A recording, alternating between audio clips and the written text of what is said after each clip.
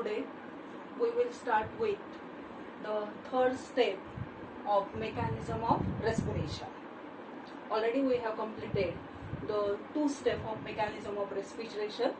First is the breathing and second is the external respiration. In breathing, there is exchange of gases between the atmosphere and lung. Then in external respiration, there is exchange of gases between lung and capillary blood. And now the third step of mechanism of respiration is internal respiration.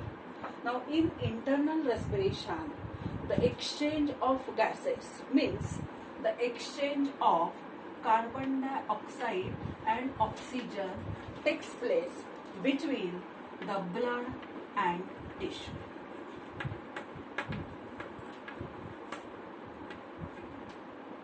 In internal respiration, there is a transport of gases, that is carbon dioxide and oxygen, between blood and tissue. Now, oxygen from blood, it is given to the tissue, and from tissue, the carbon dioxide is given to the blood, and that exchange is known as the internal respiration. Internal respiration म्हणजे ज्याच्यामध्ये carbon dioxide आणि oxygen ह्याचं exchange केलं जातं blood पासून टिश्यूकडे आणि tissue पासून ब्लडकडे. म्हणजे कसं, तर ब्लडनी कॅरी करून आणलेला ऑक्सिजन हा टिश्यूला दिला जातो. टिश्यूमध्ये त्याचा वापर करून एनर्जी तयार करत असताना कार्बन डायऑक्साईड तयार होतो आणि हा तयार झालेला कार्बन डायऑक्साईड ब्लडला दिला जातो. ह्या प्रोसेसला आपण काय म्हणतो, तर ह्याला आपण म्हणतो इंटरनल रेस्पिरेशन. आता इंटरनल रेस्पिरेशन मध्ये पहिल्यांदा आपल्याला पाहायचंय की ट्रान्सपोर्ट ऑफ ऑक्सिजन, ऑक्सिजनचा ट्रान्सपोर्ट हे कसं केलं जातं. So first is a transport of oxygen.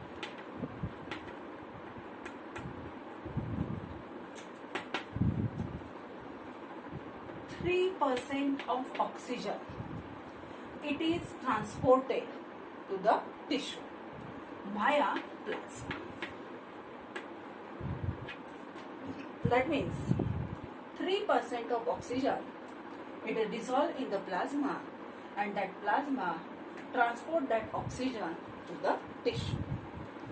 Remaining 97% of oxygen, it is transported to the tissue via the RBC. 3% oxygen हा टिश्यूला ट्रान्सपोर्ट केला जातो प्लाझ्मा मध्ये. प्लाझ्मामध्ये ऑक्सिजन 3% डिझॉल्व्ह होतो आणि हा डिझॉल्व्ह झालेला ऑक्सिजन हा टिश्यूला पुरवला जातो.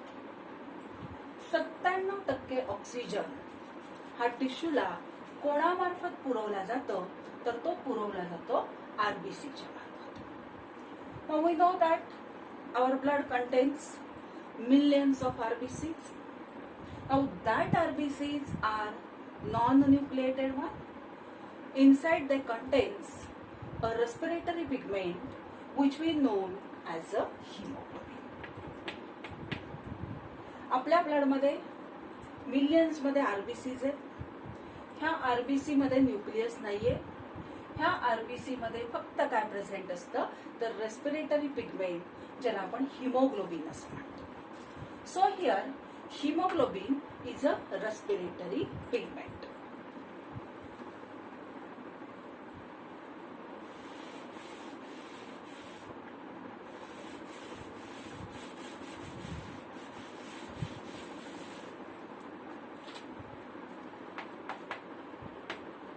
Transport of oxygen. So hemoglobin.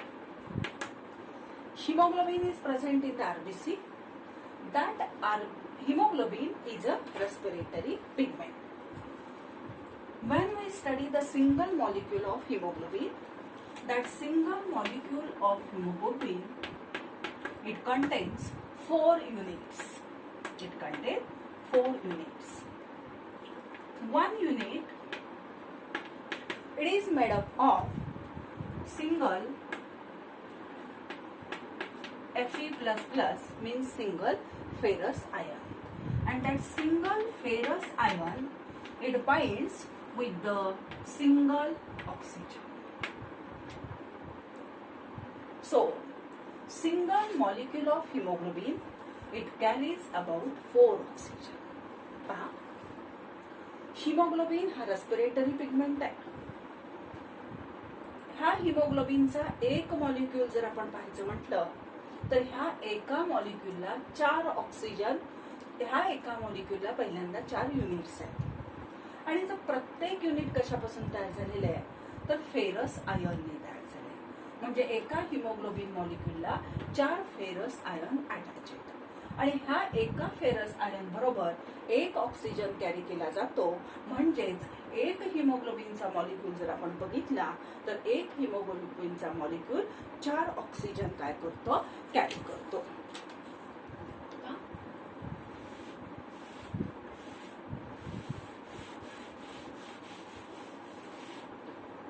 So this is a hemoglobin. That hemoglobin binds with 4 molecule of oxygen and it forms oxyhemoglobin. It is known as a oxyhemoglobin. And such oxyhemoglobin, it is carried towards our tissue. After reaching top in the tissue, it dissociates and oxygen gets separated. So, oxyhemoglobin, it dissociates and forms hemoglobin plus oxygen.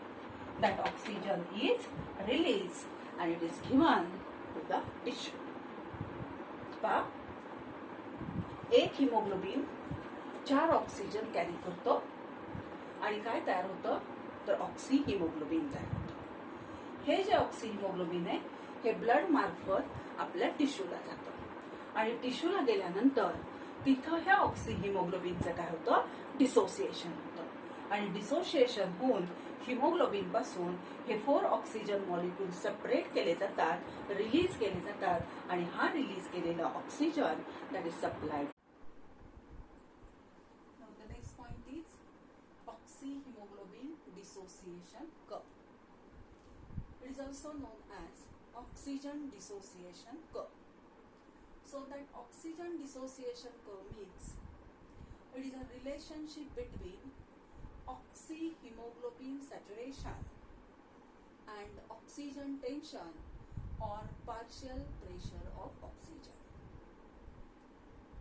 Oxyhemoglobin dissociation curve म्हणजे काय तर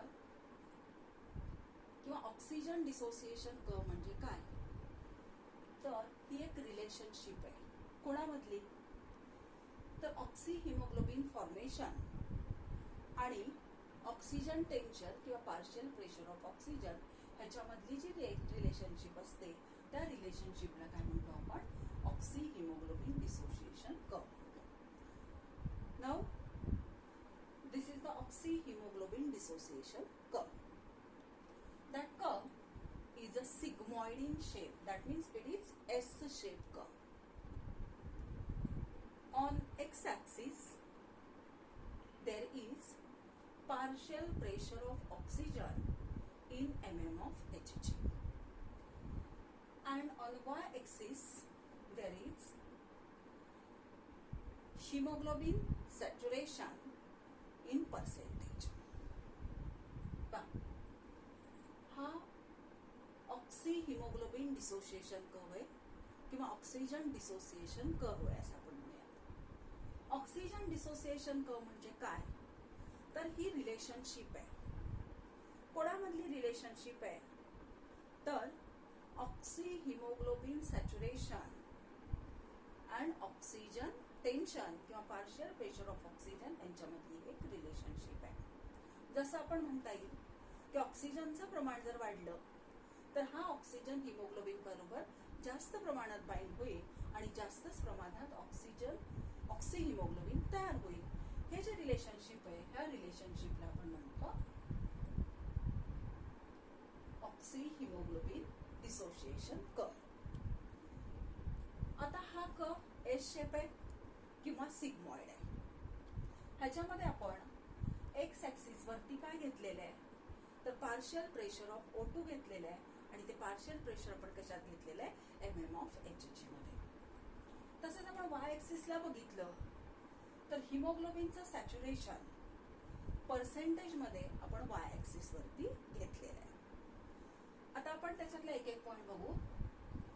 so first degree of saturation of hemoglobin, that is depend upon the partial pressure of oxygen.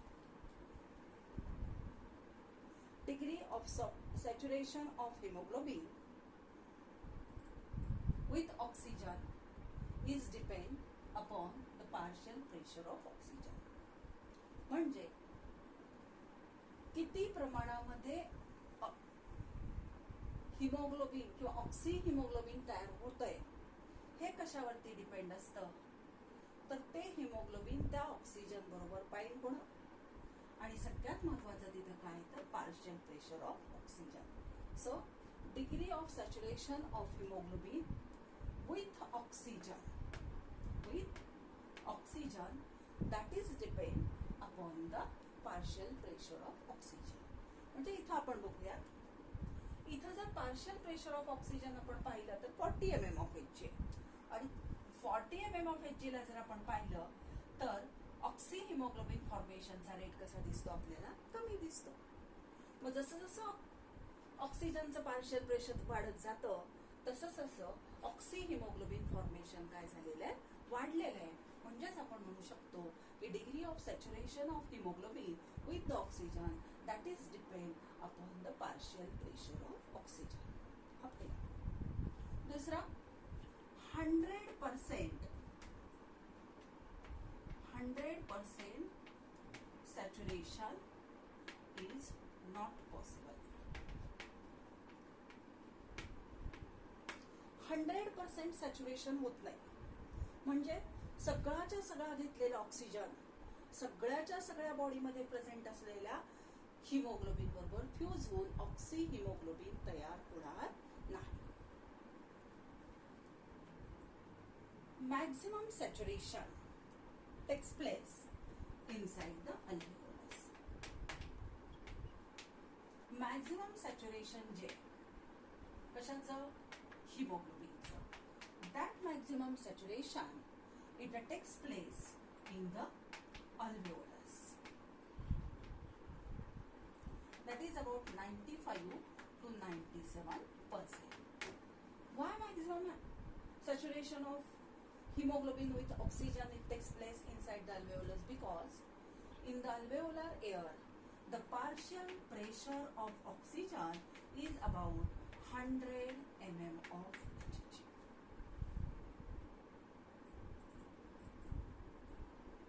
Maximum saturation हिमोग्लोबिनचं oxygen बरोबर होऊन oxy haemoglobin तयार जास्त कुठे होतो तर तो तयार होतो आपल्या अल्व्हेओलस मध्ये. का तर अल्व्हेओलस मध्ये तुम्हाला माहितीये की इन्स्पायर केलेली एअर असते आणि ह्या इन्स्पायर केलेल्या एअर मध्ये ऑक्सिजनचं प्रमाण कसं असतं जास्त असतं. त्यामुळं साधारणतः 95 ते 97% हे हिमोग्लोबिनचं सॅच्युरेशन कुठं घडतं तर ते घडतं अल्व्हेओलस मध्ये. तर पुढचा पॉइंट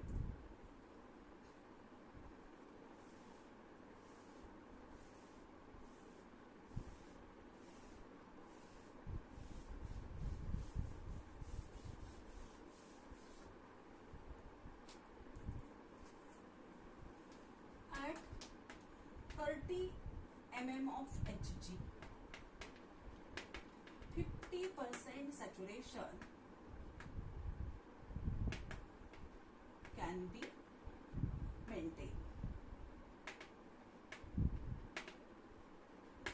साधारणतः ऑक्सिजनचं पार्शियल प्रेशर हे 30 mm ऑफ Hg असेल तर त्यावेळेला 50% एवढं सॅच्युरेशन हे ह्याच्यामध्ये मेंटेन केलं जाऊ शकतं. of saturation of hemoglobin with oxygen decreases as there is decrease in partial pressure of oxygen, and it begins in dissociation of oxyhemoglobin. Degree of saturation of hemoglobin with the oxygen, it decreases as there is a decrease in the partial pressure of oxygen, and it begins in the dissociation of oxyhemoglobin. जर partial pressure ऑक्सिजनचं कमी झालं, oxygen कमी झाला म्हणजेच हिमोग्लोबिनचं oxygen बरोबरचं saturation म्हणजेच त्याचं बाइंडिंग अर्थात काय होणार आहे, कमी होणार आहे. आणि ज्या वेळेला हे बाइंडिंग कमी होईल त्यावेळेला आपोआप तिथं कशाची प्रोसेस सुरू होणार आहे, डिसोसिएशनची प्रोसेस सुरू होईल आणि ह्या ऑक्सी हिमोग्लोबिन पासून ऑक्सिजन आणि हिमोग्लोबिन हा सेपरेट केला जाईल. पुन्हा एकदा आपण हे पॉइंट रिपीट करूया. ऑक्सी हिमोग्लोबिन डिसोसिएशन कर्व आपण शिकतोय, ह्यालाच आपण ऑक्सिजन डिसोसिएशन कर्व असं म्हणतो. हे काय आहे तर that is a relationship between the oxy haemoglobin saturation with the oxygen tension और पार्शियल प्रेशर ऑफ ऑक्सिजन, त्या दोघांच्या मधली ही एक रिलेशनशिप आहे. म्हणजे कुठले कुठले पॉइंट आपण कन्सिडर केले तर त्यातला पहिला पॉइंट आपण सगळ्यातला मधला पाहिला तो म्हणजे त्याच्या आधी आपण तो ग्राफ बघितला. त्या ग्राफ मध्ये आपण पाहिलं एक्स ऍक्सिस वरती आपण पार्शियल प्रेशर घेतलं ऑक्सिजनचं mmOf मध्ये आणि वाय ऍक्सिस वरती आपण काय घेतलं तर हिमोग्लोबिन सॅच्युरेशन पर्सेंटेज मध्ये घेतलं. हा जो ग्राफ आपल्याला मिळाला हा कसा मिळाला तर हा ग्राफ आपल्याला एस शेप मिळाला किंवा सिग्मॉइड मिळाला. आता ह्याच्यामध्ये पहिला पॉइंट आपण पाहिला की degree of saturation of haemoglobin with oxygen that is totally depend upon the partial pressure of oxygen. जेवढं ऑक्सिजनचं प्रमाण जास्त तेवढं त्याचं हिमोग्लोबिन बरोबर बाइंडिंग काय होणार आहे, जास्त होणार आहे. ऑक्सिजन कमी झाला की बाइंडिंग हिमोग्लोबिनचं त्याच्याबरोबर कमी होईल आणि कमी ऑक्सी हिमोग्लोबिन तयार होईल. त्याच्यानंतर पुढे आपण पाहिलं की 100% सॅच्युरेशन इज रेअर. 100% सॅच्युरेशन हिमोग्लोबिनचं नसतं. सगळाचा सगळा ऑक्सिजन बॉडीमध्ये प्रेझेंट असणाऱ्या सगळ्याच हिमोग्लोबिन बरोबर कधीही बाइंड होऊ शकत नाही. त्याच्यानंतर पुढचा पॉइंट आपण पाहिला की मॅक्झिमम हिमोग्लोबिनचं ऑक्सिजन बरोबर बाइंडिंग किंवा सॅच्युरेशन कुठे घडतं तर ते आपल्या अल्व्हेओलस मध्ये घडतं. आणि त्या अल्व्हेओलस मध्ये का घडतं तर अल्व्हेओलस मध्ये आपल्याला माहितीये की तिथं ऑक्सिजनचं पार्शियल प्रेशर हे कसं असतं, जास्त असतं. त्यामुळे तिथं जास्त सॅच्युरेशन हे हिमोग्लोबिनचं घडतं, साधारणतः 95 ते 97%. त्याच्यानंतर पुढचा पॉइंट आपण अभ्यासला की 30 mmOf एवढं जर साधारणतः पार्शियल प्रेशर ऑक्सिजनचं असेल तर त्यावेळेला हिमोग्लोबिनचं ऑक्सिजन बरोबरचं जे काही सॅच्युरेशन आहे हे 50% पर्यंत काय केलं जातं, मेंटेन केलं जातं. पुढे सॅच्युरेशन जे हिमोग्लोबिनचं ऑक्सिजन बरोबरचं हे केव्हा कमी होतं जर पार्शियल प्रेशर ऑक्सिजनचं कमी झालं तर आपोआप ह्याचं हिमोग्लोबिनचं सॅच्युरेशन काय होतं, ऑक्सिजन बरोबरचं बाइंडिंग काय होतं, कमी होतं, डिक्रीज होतं. म्हणजेच ऑक्सिजन बरोबरची ह्याची हिमोग्लोबिनची ॲफिनिटी कमी होते आणि म्हणजेच तिथं काय होतं, डिसोसिएशनला. Next Bohr effect. Bohr effect means shift of oxyhemoglobin dissociation curve due to the change in partial pressure of carbon dioxide. So, shift of oxyhemoglobin dissociation curve.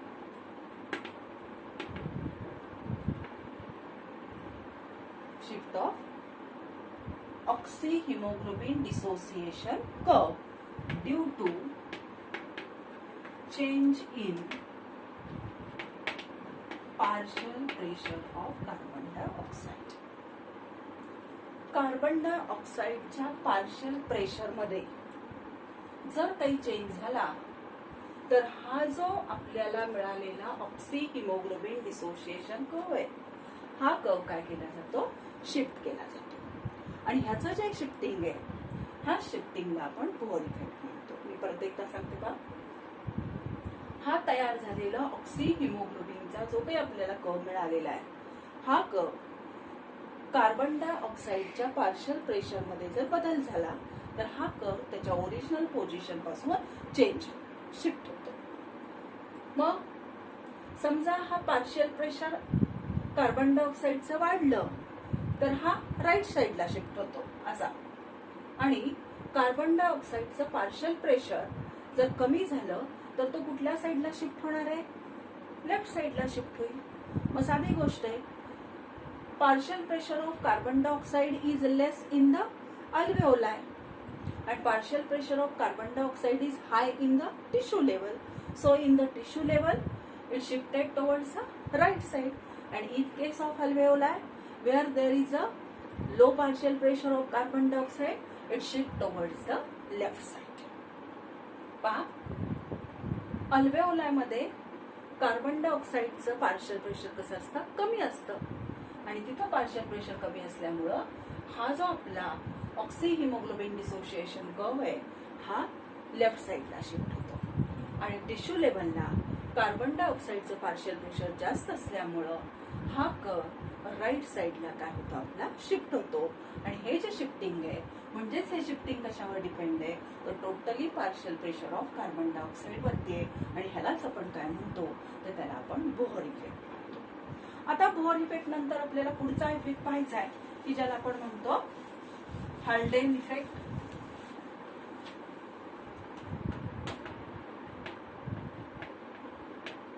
पुढचा इफेक्ट कुठला आहे, Haldane.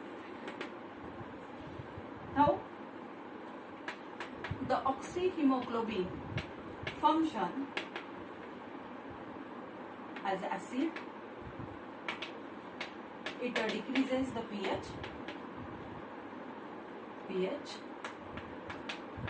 due to increase in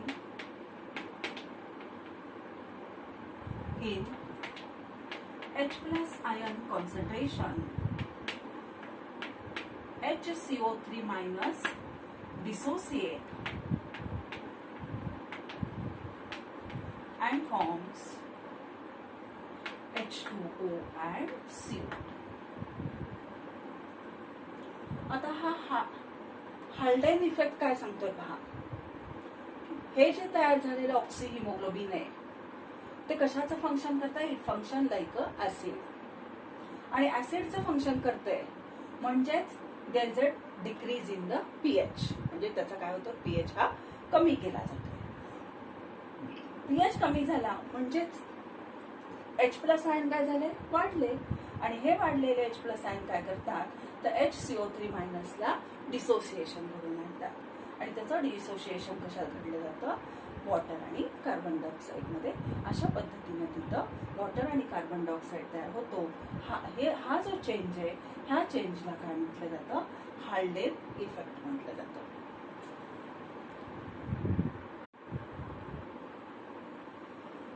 At tissue level, there is increase in the partial pressure of carbon dioxide. There is increase in the partial pressure of carbon dioxide. Then there is increase in the H plus ion concentration. As H plus ion concentration increases, pH decreases. Then there is an increase in the temperature also, and also there is an increase in the 2,3-diphosphoglycerate,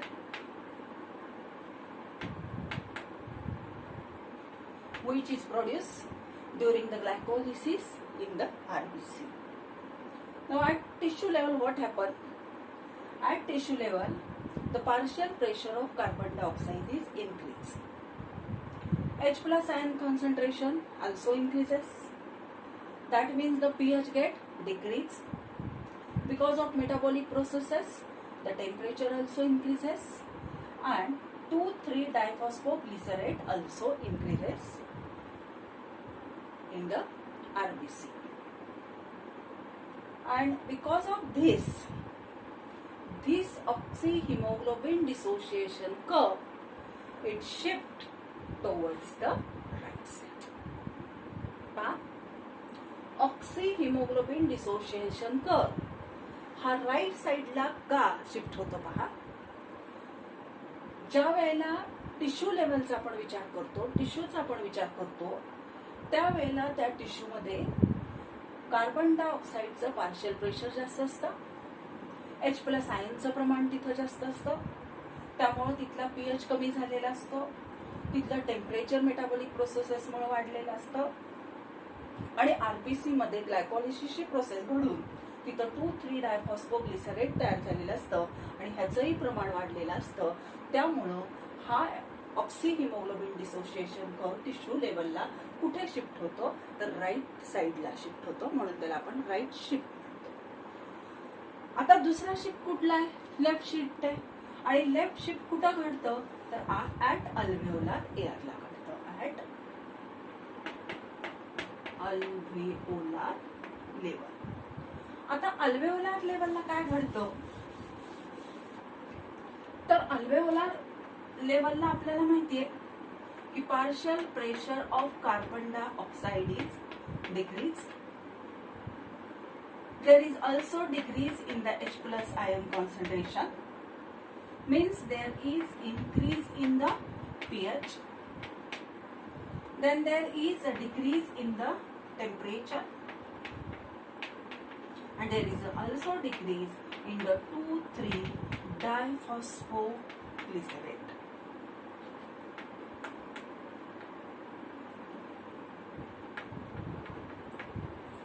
पहा काय होतं इथं अल्व्हेओलार लेवलला partial pressure तिथं ऑक्सिजनचं जास्त असतं, carbon डायऑक्साईडचं कमी असतं. H प्लस आयनचं कॉन्सन्ट्रेशन कमी आहे, म्हणजेच तिथला पीएच काय असतो, जास्त असतो. तिथलं टेम्परेचर काय कमी असतं. 2,3-डायफॉस्फोग्लिसरेट सुद्धा तिथं कसं असतं, लो असतं. आणि ह्या सगळ्या गोष्टीमुळं हा जो काही ऑक्सीहिमोग्लोबिन डिसोसिएशन कर्व आहे हा कुठल्या साईडला शिफ्ट होतो, तर हा शिफ्ट होतो लेफ्ट साईडला. ह्याला म्हटलं जातं right and left shift of oxyhaemoglobin dissociation curve.